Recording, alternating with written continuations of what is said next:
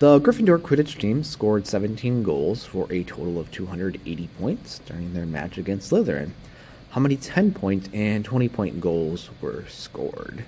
So as you can see kind of in the diagram right there, you can see that if they score in the two outer hoops, then it's 10 points apiece. Otherwise, if they get in that middle loop there, it'll be 20 points apiece.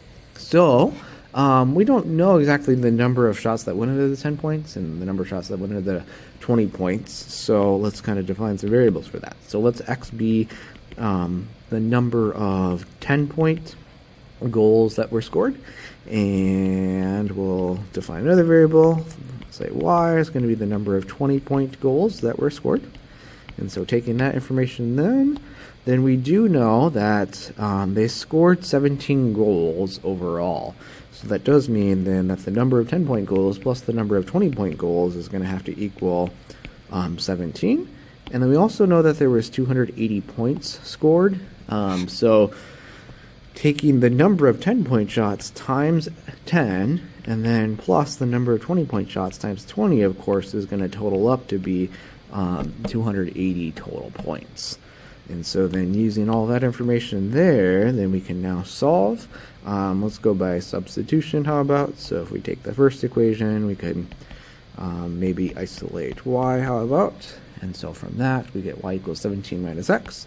And then we can take the 17 minus x there, since it's equal to y, and substitute it in for y into the other equation. So that's going to give us then 10x plus 20y, or we're substituting for y now. So the quantity of 17 minus x equals 280. And then, so if we distribute there, that's 340.